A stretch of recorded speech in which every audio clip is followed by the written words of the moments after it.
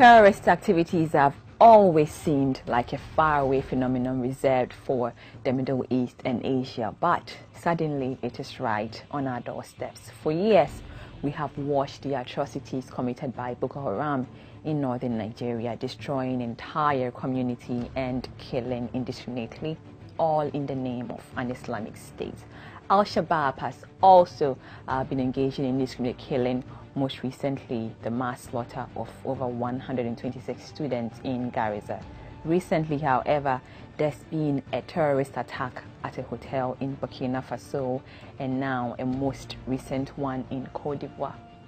Is the threat becoming uncomfortably close, and do we have the relevant intelligence apparatus to avert any threat of terrorism? Tonight on The Hard Truth, we talk in depth about the threat of terrorism in Africa and Ghana's preparedness to avert any possible attack. Our guest tonight is Irbard Ibrahim, an international relations and security expert, and my name is Nana Akosia Konedu, and this is The Hard Truth. We are proudly brought to you by EcoBank, the Pan-African Bank. Tonight on The Hard Truth, we are talking international security. And good news, we have security expert here, Irbard Ibrahim, international relations and security expert. Welcome to The Hard Truth. Thank you so much. How are you? I'm doing great, Akosia. Yeah, I'm sure people are wondering why he's in gloves, but he's in gloves because he has some medical conditions, so please don't judge. Now, let's go straight to the interview. The term terrorism seems not to have a specific definition, as many countries have defined it as applicable to their specific situation, and there is no specific definition for this. Now, so in the broader sense, how would you define terrorism, recounting historic antecedents? I think the definition is quite subjective. What the world knows today is more about religious fundamentalism, religious zealotry, pushing people to take up arms against the state in a bid to tinker with the status quo. But the UN defines terrorism as any activity of violence by a non-state actor with the intention of causing mass casualties to make a political statement.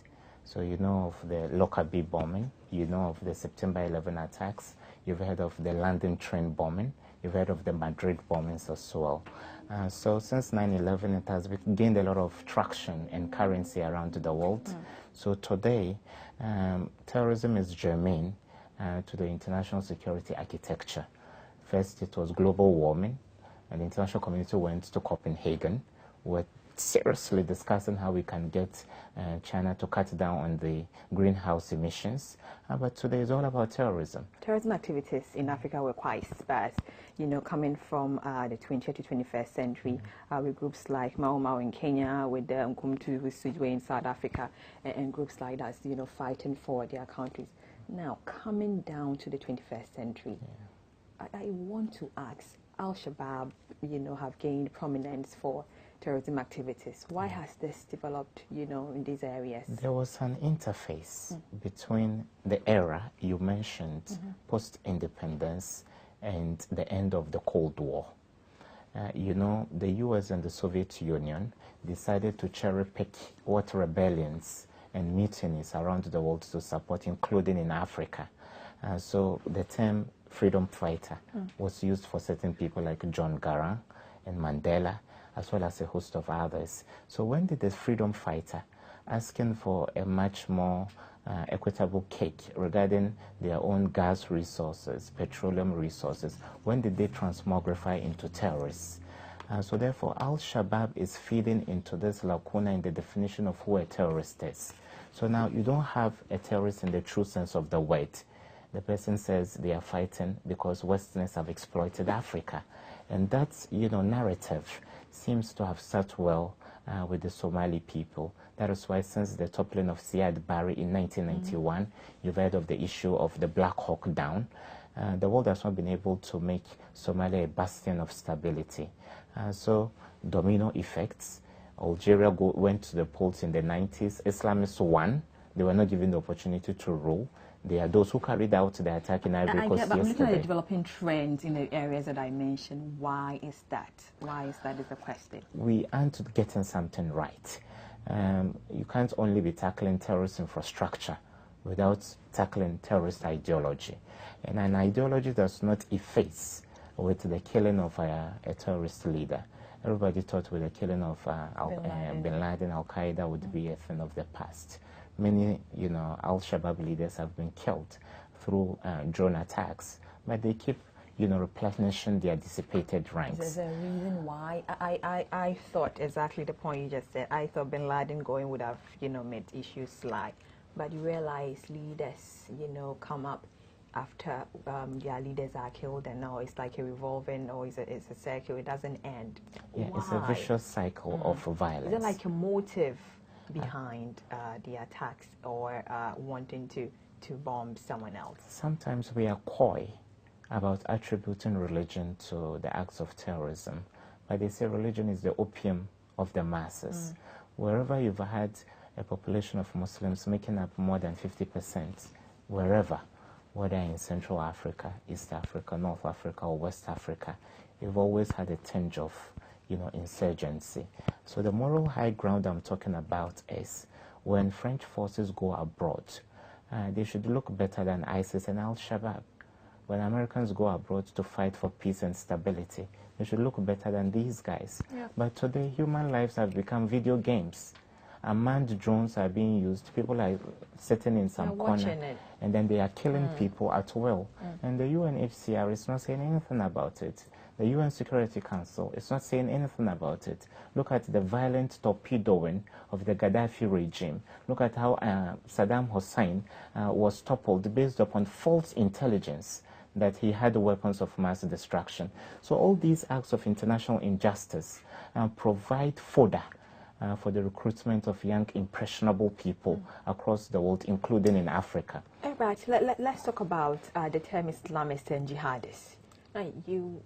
Now, they've become popularly associated with terrorists in recent acts, linking with Al-Qaeda and Al-Matoyum, in some other places. Yes, so now you realize again that Boko Haram have been pursuing an Islamic state in Nigeria, and Al-Shabaab has also been fighting jihad. Exactly. I want to ask you, let's look at the misconception to believe that terrorism is being provided by Islamic extremists, and is there a basis for their actions? I don't think there is any justification from the Quran or the Bible to legitimize the wanton disregard for human life we are seeing in the case of Boko Haram or in the case of Joseph Kony of the Lost Resistance Army in Uganda.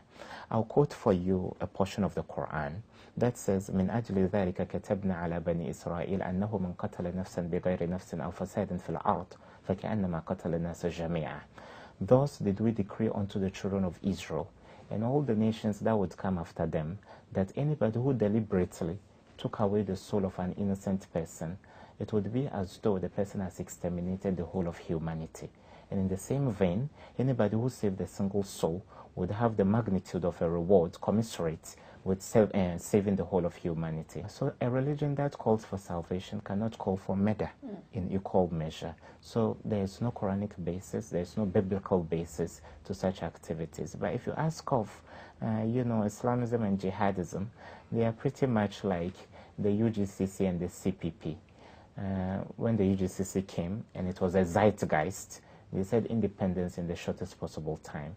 A radical Nkrumah came home and said independence now.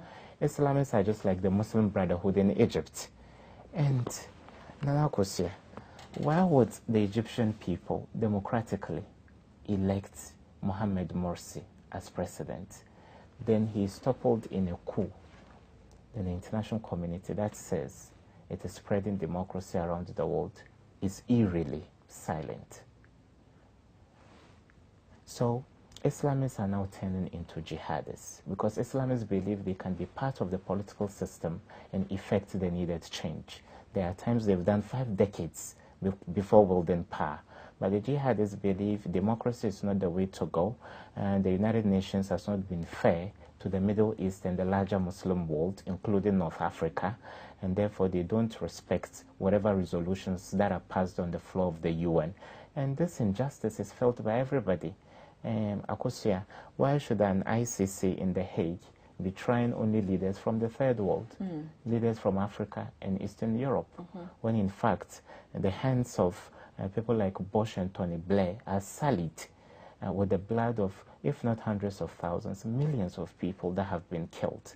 Why should there be a world of 195 or so countries and the 5 permanent members of the UN Security Council? 2 of them are from Europe, as tiny a continent as it is. 1 is from the Americas and 2 are from the Far East. Where is Africa's representation with 54 nations? So we are not prioritizing it. Exactly. So I think for as long as the world is yearning and clamoring for justice, for peace, I think there needs to be justice and equity. We'll be right back.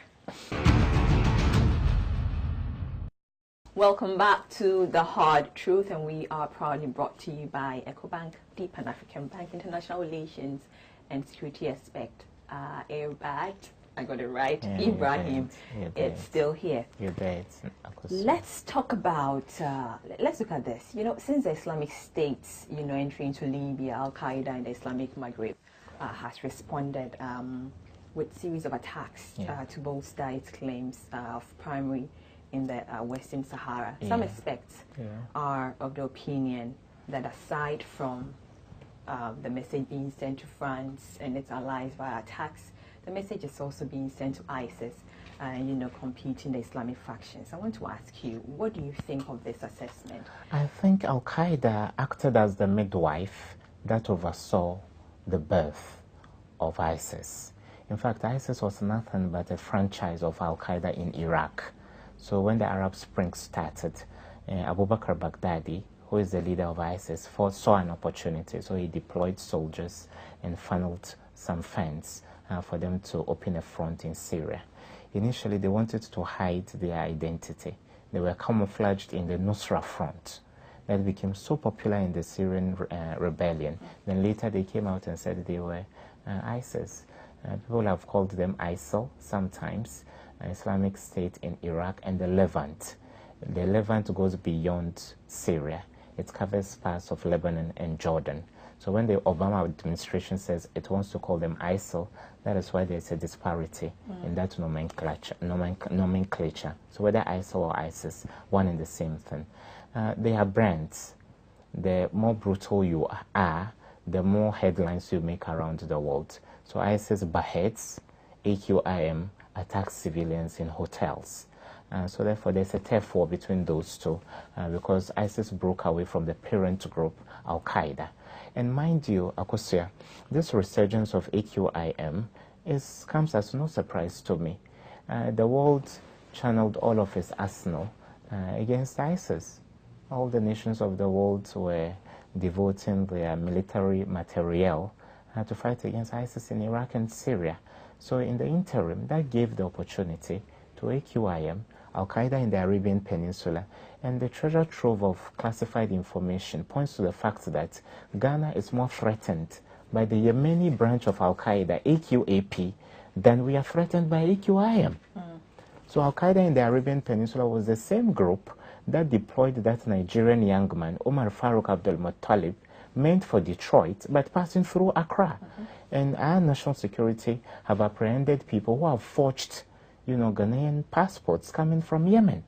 So for me, even though the attacks in Francophone West Africa, Mali, Burkina Faso, and recently Ivory Coast should give us cause for concern and apprehension as a nation, I think the threat would rather come from further afield, from AQAP rather than AQIM. Let's look at messages, you know, some of the leaders of Al-Qaeda in Islamic Maghreb. It also indicates that the groups are targeting countries in the regions where, you know, they have affiliates to France, and all these people, the troops they sent, you know, to France with the UN forces.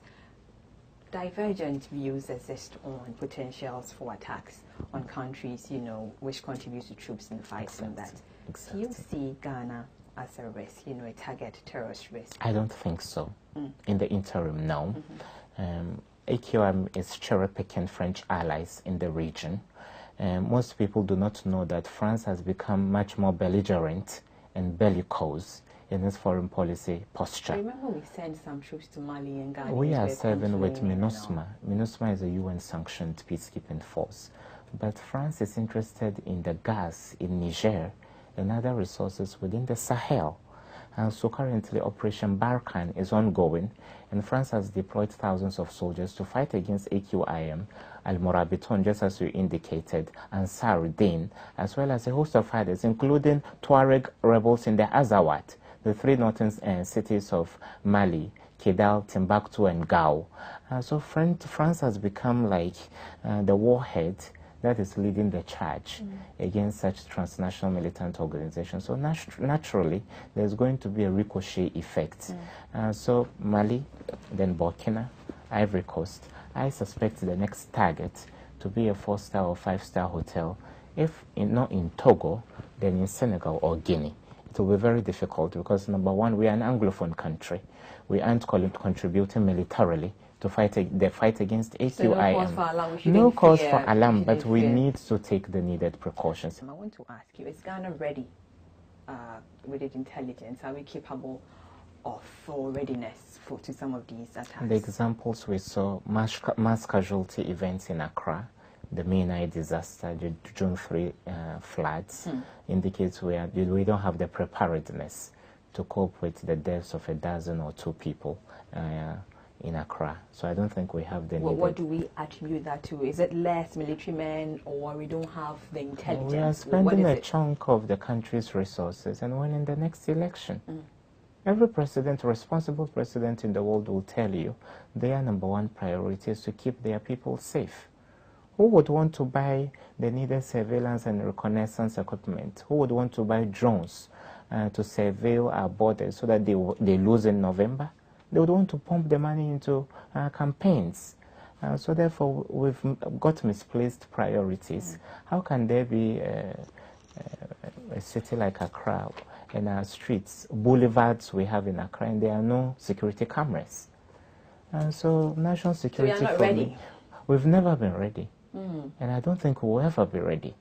The tactics that are adopted defy the convention of warfare. So God forbid, I don't know what I should ask, but let me ask you. So in case the unfortunate happens and there is an attack in Ghana, what happens? If there is an attack, I expect the attack to take place at places we least expect. Shopping malls, yeah. A lot of people are talking about them. Hotels, fine. But you go to the new plant station, you pick a bus from Accra to Kumasi. In the dead of the night, someone hops onto the bus out of nowhere and says they are selling an aphrodisiac or they want to pray. There could be a suicide bomber, whether a woman or a man. And you can imagine the casualty figures we would have. So they are no longer attacking hard targets. Terrorism is an evolving threat. As and when you have the needed wherewithal, you would want to attack the Burma camp.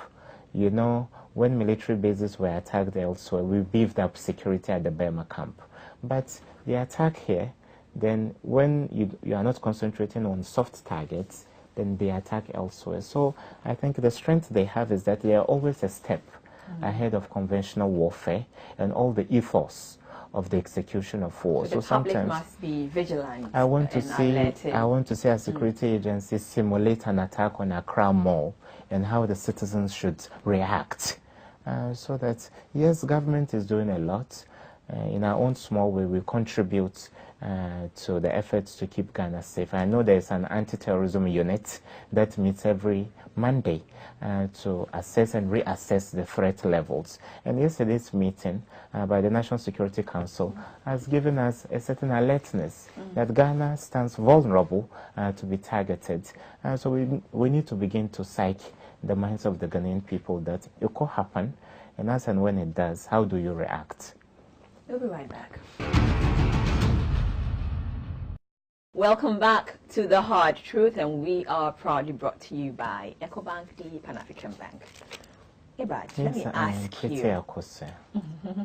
Now, since you are an expert, so I am working, at the mall, and I see this weird person with a backpack, and he's just looking around. What should we look out for? Some of the basics to look out for. If people are living in the fantasy world that they will see a person in jalabia with a thick beard coming to announce his presence that I'm going to attack, then they should forget it. There are templates for us to work with. In the case of West Hills now, the Westgate attack in Nairobi, they actually rented an office space within the mall. So people keep asking, and this is a question we've asked in interactions with security couples. There are certain jewelry shops at Accra Mall and certain high-stake, businesses there where nobody actually enters to buy anything, but they are still operational. Are they a front for any such organizations? Because we know terrorist organizations would want to circumvent the banking system. So if there is a sheikh in the Gulf that wants to throw maybe $100 million to Boko Haram or AQIM, they don't wire the money through the conventional banking system. They buy legitimate merchandise. Those subtleties we easily overlook turned out to be the recruitment bonanza and the bargaining chips such terrorist organizations use. Let me talk about the borders. We've seen a weak link, in fight against terrorism at our borders. Now, due to this porous nature, what can government do realistically to avert the situation? We look at illegal smuggling routes and all. What can be done here? During the last quarter of 2015, we made some of the unprecedented discoveries of caches of weapons. A small country like ours has got 42 entry points. Terrestrially alone, not to talk about maritime entry points and aerial entry points. So it becomes very difficult. And I've been in programs with the spokesperson of the Ghana Immigration Service. They say it's too difficult to man all of these approved and unapproved routes. So I believe the only way we can insulate Ghana is by working on the human resource of the nation. I'm abashed as a young man that we live in a desperate system where there is an association for unemployed graduates. Youth unemployment, marginalization, these are the areas of potential recruitment for our young people. I don't anticipate someone coming from across the borders into Ghana. For me, the ticking time bomb for us is the masses of young people that are so despondent. They have no hope for the future. And you have a government that says it has closed down or placed an embargo on employment in the past 2 or 3 years. And so that is enough security challenge for us as a sovereign nation. So if we mainstream terrorism, educate people about it right from the elementary level, tell them it's bad, it doesn't help anybody's cause, and it will be difficult for you to get people to use as cannon fodder. AQIM, AQAP, ISIS could all be rendered redundant if the world carried out the battle for hearts and minds. Will be the surest way to have a durable panacea to the issue of terrorism. It doesn't matter how much you spend. I'm really sure. So I'm scared. I don't know whether I'm scared. I have a funny feeling now. People at home will be scared. What can you tell all of us? So we should be vigilant. What is it? What can we do, all of us, to collectively to ensure safety in our nation? I have confidence in our security agencies. I keep saying we have a diligent police force and a robust army on standby to protect us in case things go amiss. But if protecting a country from terrorist activities is about intelligence sharing, the use of state-of-the-art security gadgets, ISIS wouldn't have been able to penetrate Paris on the 13th of November to kill more than 130 people. So it goes beyond that. There is more to the activities of terrorists than meets the eye.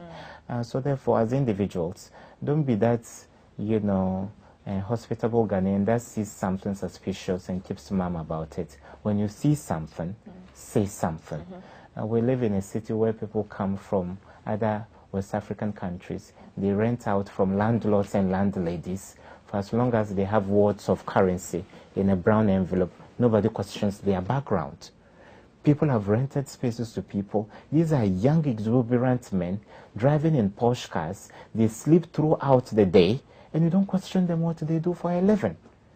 So therefore, I believe these are some of the areas I think Ghanaians should be quite concerned with. Let's create awareness. Terrorists are out there to send us a very strong political statement. And whatever loophole there is, we need to plug.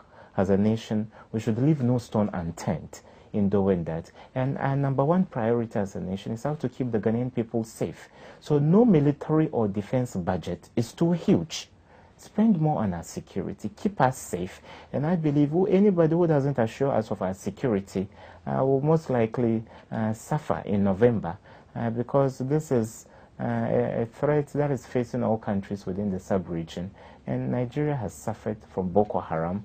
La Côte d'Ivoire has suffered. Other nations have suffered. So we need assurances that Ghana will not suffer a terrorist attack in the near future. Irbard Ibrahim, thank you so much for It's a pleasure. I am praying that nothing happens to you by shaking hands. No, nothing well. Nothing. I want to shake some more. Maybe this will be therapy for me. Thank you so much for having me. International Relations and Security Expert, and you've been watching The Hard Truth, and we are proudly brought to you by EcoBank, the Pan-African Bank. I am Akusi Akuledu. Have a wonderful evening. Bye.